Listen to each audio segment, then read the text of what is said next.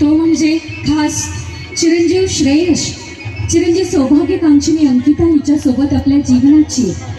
नवीन वाटचाल सुरू करतो आहे. चिरंजीव सौभाग्यकांक्षिणी अंकिता कैलासवासी नामदेवराव शंकरराव कोंडे यांची नात आणि सौराजश्री श्री दिलीप नामदेवराव कोंडे राहणार खेड शिवापूर यांची कन्या आज टिंगरे कुटुंबांची स्नुषा बनून त्यांच्या घरामध्ये गृहलक्ष्मी म्हणून पदार्पण करते आहे. श्रेयश बरोबर आज सप्तपदीची 7 पावलं चालून 7 जन्माची गाठ ती बांधती आहे आणि आज टिंगरे कुटुंबियांमध्ये आपल्या जबाबदाऱ्याला लीलया पेलण्यासाठी सप्तपदीच्या या 7 पावलांनी 7 वचनं घेत आज ती टिंगरे कुटुंबियांची गृहलक्ष्मी बनून त्यांच्या घरामध्ये पदार्पण करते आहे. चिरंजीव श्रेयश कैलासवासी शंकरराव तुकाराम टिंगरे पाटील यांचे नातू व कैलासवासी वैशाली व श्री अनिल शंकरराव टिंगरे पाटील यांचे ज्येष्ठ चिरंजीव राहणार धानोरी तालुका हवेली जिल्हा पुणे यांचे चिरंजीव श्रेयश हा अतिशय उच्च शिक्षित उच्च विद्या विभूषित असणारा वर आज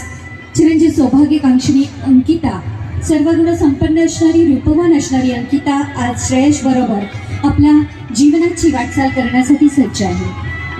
खरं तर प्रत्येक विवाह सोहळा जेव्हा साजरा होतो तेव्हा त्या विवाह सोहळ्यामध्ये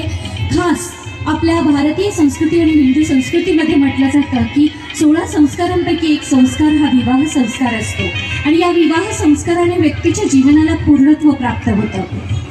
लहान मुलगी जेव्हा घरात जन्माला येते तेव्हाच तिच्या लग्नाचे वेध लागलेले असतात आणि असंच कोंडे परिवारामध्ये जेव्हा अंकिताचा जन्म झाला त्यावेळेसच हळूहळू ही छोटीशी कळी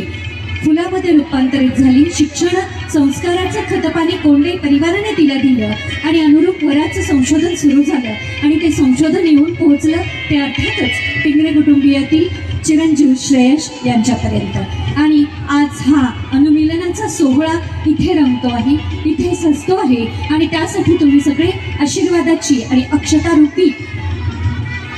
शिदोरी त्यांना देण्यासाठी इथे निमंत्रित आहात. पुन्हा एकदा टिंगरे आणि कोंडे परिवाराच्या वतीने आपणा सर्वांचंच मनपूर्वक स्वागत.